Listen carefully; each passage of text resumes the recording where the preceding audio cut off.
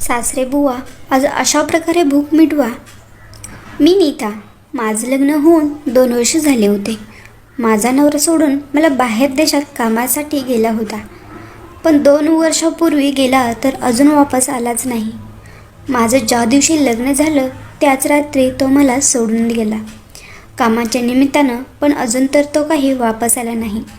मी रात्र त्याची फोनची वाट बघत होते, पण तो कधी येईल याची वाट बघत होते. पण तो 2 वर्ष झालं तो काही वापस आला नाही. माझी सासू तर माझा नवरा 8 वर्षाचा होता तेव्हाच वारली होती. आता फक्त माझा सासरा होता. आता घरात मी आणि माझा सासरा आम्ही दोघेच राहत होतो. माझ्या नवऱ्याला माझी आणि माझ्या सासऱ्याची थोडीशीही दया राहिली नव्हती. त्याने आमच्याकडे परत डोकावूनसुद्धा बघितले नाही. मला तर वाटत होते तो तिकडे एवढा रमला आहे तर नक्कीच त्याच्या आयुष्यात कोणी ना कोणी असेल. आणि मग मी त्याचा विषय सोडून दिला. मी माझ्या सासऱ्यासोबत राहत होते. माझ्या घरी तसं चांगलं होतं, सर्व काही व्यवस्थित होतं. पण संध्याकाळची लागलेली भूक हे कोण मिटवणार होतं. माझं नवीनच लग्न झालेलं होतं. मला खूप भूक लागत होती. नवीन लग्न झालं म्हटल्यावर कोणाला त्याची भूक नसते. तसंच माझंही झालं होतं. मी कोणाकडून ती भूक मिटवून घ्यायची होती. रोज संध्याकाळी मला झोप लागत नव्हती. नको नको ते मनात येत होतं. काय माझी जिंदगी झाली होती मलाच कळत नव्हतं. रातोरात मी जागून काढीत होते. कधी कधी तर माझी पूर्ण रात्र अशीच निघून जात होती, तरीसुद्धा मला झोप लागत नव्हती. नुसतं मनात काही ना काही येत होतं आणि माझं मन प्रत्येक दिवशी मी मारत जगत होते. मी कुठपर्यंत हे सर्व काही सहन करायचं होतं. एका रात्री मला खूपच भूक लागली. काय करावे हे कळत नव्हतं. मी मोबाईल घेतला. मोबाईलमध्ये सर्व काही बघितलं. ते बघितल्यावर तर जास्तच माझ्यामध्ये वादळ पेटलं आणि काय करावं आणि काय नाही हे सुचेना. बाहेर डोकावून बघितलं तर बाहेरच्या ओरंडात माझे सासरे झोपलेले होते. ते म्हणायला सासरे होते, पण तो माझ्या सासऱ्याच्या वयात नव्हता. म्हणजे सांगायचं असं की तो अजून चांगलाच पुरुष होता, एवढाही वयस्कर नव्हता. तो बाहेर झोपलेला होता. मी गेले आणि तिथे जाऊन बसले. ते पूर्ण गाढ झोपेत होते. मी त्यांच्या डोक्यावरून हात फिरवला. त्यांना खूप भारी वाटलं. त्यांना अजूनच हात फिरवावं असं वाटलं.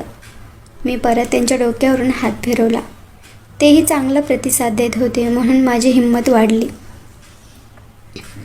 आणि मी डायरेक्ट तिथे तेवढ्यात ते जागी झाले आणि म्हणाले, सुनबाई हे काय करतेस?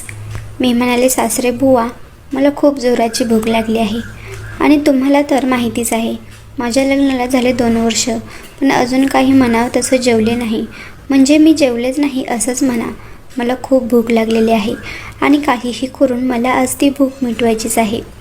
तो मला समजवण्याचा प्रयत्न करत होता, पण आज मी काही समजणार नव्हते. मला हे पाहिजेच होतं. मी कुठपर्यंत सहन करणार होते. मी त्याच्यासाठी त्याला उत्तीर्ण करत होते.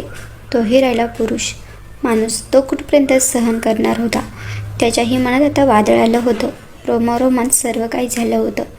त्याने पटकन उठला आणि म्हणाला, तुला भूकच लागली आहे ना, चल तुला अशा प्रकारे जीव घालतो, तू परत कधी म्हणणारच नाहीस की मला भूक लागली आहे.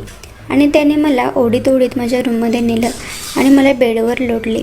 मी आरामशीर पडले, कारण मला भूकच जोराची लागली होती. मला ती अशाही प्रकारे मिटवायची होती आणि तो आता मिटवण्यासाठी तयार झाला होता. त्यानं पटकन त्याचे सर्व आणि माझेही. आता मला अडवणारं आणि त्याला अडवणारं असं घरात कोणीच नव्हतं. त्याने त्याचे हात आणि त्याला तो चांगलाच. आता मात्र सहन होत नव्हतं. मी त्यांना म्हणाले, एवढा टाईमपास कशाला करता आहात? तेवढा तो म्हणाला, अगं थांब जरा, एवढी घाई कशाला करतेस? आरामशीर जेवण म्हणजेच पोटभर जेवशील आणि जेवणाचा आनंदही तुला घेता येईल. पण आता मला सहन होत नव्हतं. पण तो काही पटकन नव्हता. आता मी त्यांना म्हणाले, सासरे बुवा, आता नाही थांबू शकत. आता तुम्ही काहीही म्हणा, भाकर तयार आहे. मग कशाला, पटकन भाकर भाजून घ्या. आणि त्याने लगेचच. मनाला खूप शांतता लागली. अगदी कितीतरी दिवसानंतर पोट भरलं आहे असं आज जेवल्यानंतर वाटलं. सर्व काही झाल्याच्या नंतर माझ्या तोंडातून शब्द आला, वा सासरे बुवा, काय जेवण होतं तुमचं. हा स्वाद कधीच आयुष्यातून जाणार नाही आणि हा स्वाद मला रोजच खायला आवडेल. तेवढा तो म्हणाला, हो, मीही हा स्वाद कधीही द्यायला रेडी आहे, फक्त तुला भूक कधी लागते ते सांग. आणि मग त्याच्यानंतर कधीही माझ्या सासऱ्याला भूक लागली किंवा मला भूक लागली तर आम्ही अशाच प्रकारे